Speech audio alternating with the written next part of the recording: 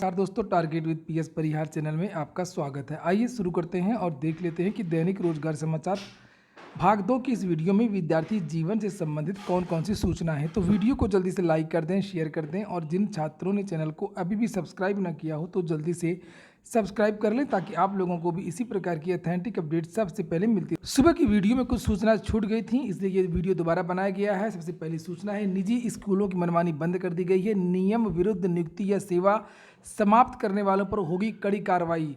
जो प्राइवेट निजी विद्यालय हैं और उन विद्यालयों में मैनेजमेंट की जो मनमानी होती है, किसी को तुरंत हटाने इत्यादि को लेकर के, कोई कार्रवाई इत्यादि को लेकर के, उसको लेकर के एक नए आदेश जारी किए गए हैं। लिखा, बेसिक शिक्षा से मान्यता प्राप्त निजी स्कूलों में शिक्षकों की नियुक्ति या सेवा समाप्ति में अब प्रबंध तंत्र की मनमानी नहीं चलेगी। बेसिक शिक्षा निदेशक सुभा सिंह ने सभी बीएसए को इस संबंध में नियमावली के पालन के निर्देश दिए हैं और कहा है कि गड़बड़ी करने वाले प्रबंध तंत्र पर कड़ी कार्रवाई करें। और बेसिक शिक्षा निदेशक ने यह निर्देश शिक्षक संघ की आपत्ति के बाद जारी किए हैं।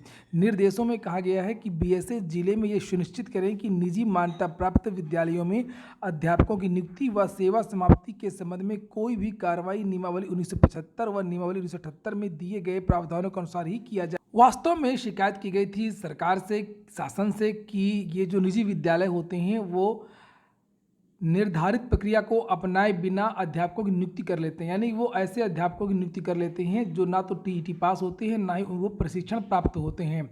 और इसी तरीके की और भी शिकायतें की गई थी कि इनको निकाल भी तुरंत दिया जाता है निजी विद्यालयों में मैनेजमेंट के द्वारा। यानी कि मैनेजमेंट के द्वारा नियुक्ति प्रक्रिया में धांधली की जाती है, अनियमितता की जाती है और नियुक्ति के साथ साथ में जो कार्रवाई इत्यादि होती है उसमें भी मनमानी की जाती है। तो इसमें यही कहा गया है कि अब नियमावली के द्वारा ही किसी को नियुक्त किया जाएगा और नियमावली के द्वारा ही किसी को हटाया जाएगा। अगली सूचना है लेखपाल भर्ती की। एक लेखपाल भर्ती की प्रक्रिया यूपी SSSC से चल ही रही है और ये दूसरी लेखपाल भर्ती की बात हो रही है।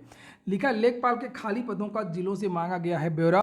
राजस्व परिषद ने लेखपाल के खाली पदों पर भर्ती की कवायद नए सिरे से शुरू कर दी है। परिषद ने सभी जिलों से उनके यहाँ स्वीकृत और खाली पदों का ब्यौरा मांगा है।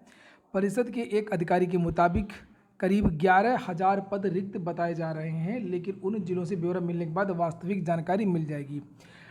राजस्व परिषद लेखपाल के कुल 30,837 पद स्वीकृत हैं। इसमें से पूर्व में खाली 8,085 पदों पर भर्ती की प्रक्रिया चल रही है। तो जो 11,000 पद रिक्त बताए जा रहे हैं और इनमें से 8,000 पदों की भर्ती तो ये चल रही है, बचेंगे लगभग 3,000 पद। लिखा हुआ है कि इनमें से बचे 3,000 पदों पर करीब राजस्व निरीक्षक के पद पर प्रोन्नत पा चुके हैं, तो इनका प्रमोशन भी हो गया है 3,000। इसके अलावा 400 से अधिक सेवानिवृत्त हो चुकी हैं। तो राजस्व परिषद इसलिए नए सिरे से रिक्त पदों का ब्यौरा तैयार करा रहा है। चूंकि इस बीच में बहुत सारे विभागों में डीसीपी हुई थी और प्रमोशन हुए हैं लेखपालों इत्यादि के, और इसलिए यह तय है कि जो अगली भर्ती लेखपालों की होगी वो कम से कम 3400 पद से कम तो नहीं होंगे। पदों की संख्या इसे ज़्यादा ही होगी। जानकारी तो ये निकल कर के आ रही है कि लगभग 5,000 पदों पर जो नई भर्ती है वो 5,000 पदों पर होगी। अगली सूचना करंट अफेयर की है। जरूरी है किसी न किसी प्रतियोगी परीक्षा में पूछा जाएगा। सबसे भारी रॉकेट से 36 उपग्रह अंतरिक्ष में भेज दिए गए हैं। श्रीहरिकोटा एजेंसी भारतीय अंतरिक्ष अनुसंधान संगठन इसरो ने नया इतिहास रच दिया है। इसरो ने आंध्र प्रदेश के श्रीहरिकोटा अंतरिक्ष केंद्र में अपने सबसे भारी LVM-3 रॉकेट को शनिवार रात 12:07 बजे प्रक्षेपित किया। LVM-3 के जरिए 36 ब्रॉडबैंड संचार उपग्रहों को अंतरिक्ष में भेजा गया।